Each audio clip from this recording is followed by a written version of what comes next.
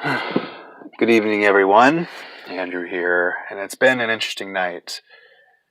I was driving and I saw lots of felled trees, lots of bent over road signs because it's tornado season.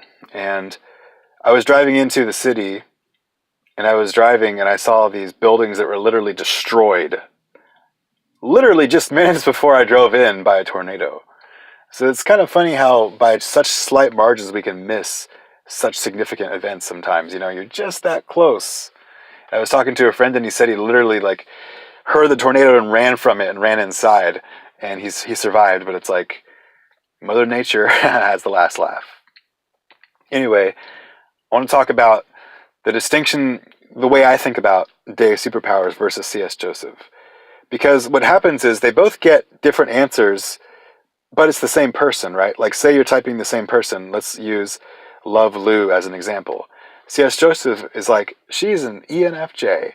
And then DaveSuperPowers is like, she's an ESTP with double activated FE or whatever.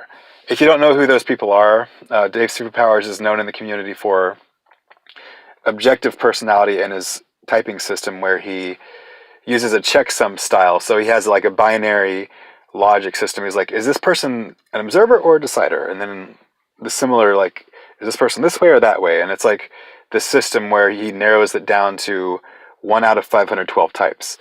And then he has another person sit in another room and type that person separately. And if they can both come to the same answer, then they agree that it's relatively stable and objective. And based on that, you could argue that his system is pretty well grounded. Now, C.S. Joseph, what he does is he uses sort of a completed puzzle of sorts, which is taken from multiple sources like Linda Behrens, John Beebe, John Kiersey, things like temperaments, interaction styles, whether you're abstract, concrete, and he uses sort of I believe it's either inductive or deductive logic, where you go from a large number of possibilities and then narrowing them down using, well, if it's this, it can't be that. If it's this, it can't be that. And then you narrow it down to a type, a personality type, which is supposedly correlated with certain traits. Like, for example, if you're an INTP, you are more intuitive and you'll tend to be more abstract. Like I'm talking about ideas, for example, in this video, as opposed to like, well, I did talk about the tornado, but that, this is a special situation. In general, in my normal day-to-day life, I generally talk about ideas and what if and what does this all mean? Okay, as opposed to like an ISTP, which is like, this is what I did. Look at this cool thing I did. Well, look at this. Oh, look at that coin on the road. Like noticing things no one else notices. Well, these behaviors are correlated, okay, with like your abstract, your concrete, and then there's introvert versus extrovert, et cetera, et cetera. And then another element to that is like, are you an extroverted sensor? Are you an introverted sensor? Are you an extroverted feeler, introverted feeler? And in that way, C.S. Joseph is very similar to DaveSuperPowers in that it's they're both based on the functions. They're based on similar metrics, but the difference is C.S. Joseph likes to, well, if you watch his how to type streams, he's like, this person is this kind of person. They're initiating the interaction more than responding. They are using abstract statements. They are using my thoughts for the sake of the tribe, TIFE statements. And so he's very literal in the way that he does this. And people argue that, well, no, it's the actual meaning behind why the person says that that's important. And I do agree with that. And I think what DaveSuperPowers would prefer is something like that. But what C.S. Joseph does, I think, actually, okay, I think, here's what I think. I think DaveSuperPowers is actually more objective in a literal sense, more able to come to a consistent conclusion.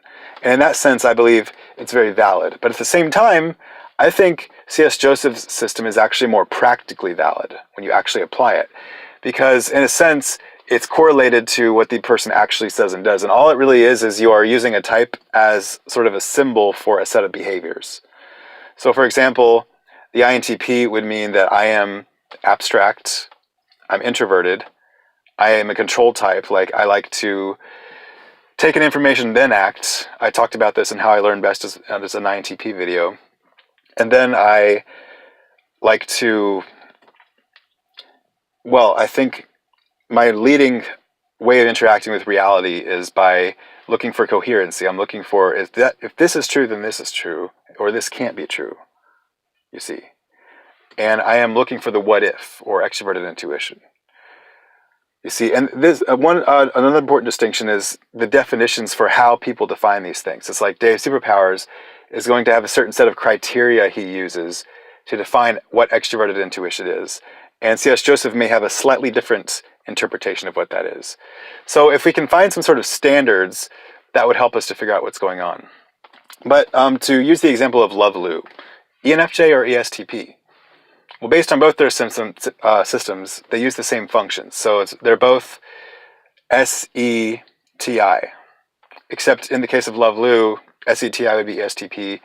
And then the same functions, FENI, it's the same axes, but it's flipped in preferences. So it's just which one.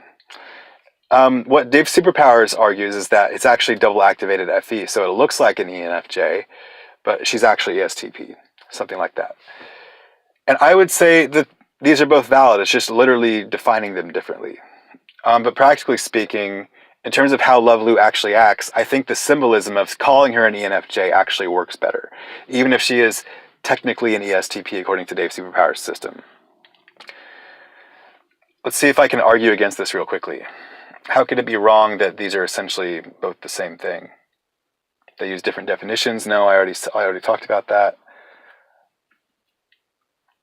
It's more accurate to go by motivations, and it's actually a better predictor of behavior to use the objective version that DaveSuperPowers uses. No, not really. I think theoretically, DaveSuperPowers is really valid. I think that's actually better, theoretically speaking, but practically speaking, I think C.S. Joseph is better. So yeah, I think that's your answer. I think practically speaking, I can better understand someone just on a very quick analysis level with C.S. Joseph's system, and I can go into much more depth using DaveSuperPowers. So it's sort of like a zooming in and zooming out. I would say C.S. Joseph's system is more zoomed out and practical, and then DaveSuperPowers is more zoomed in and technical, if you will. And of course, I'm interested to see what you have to say.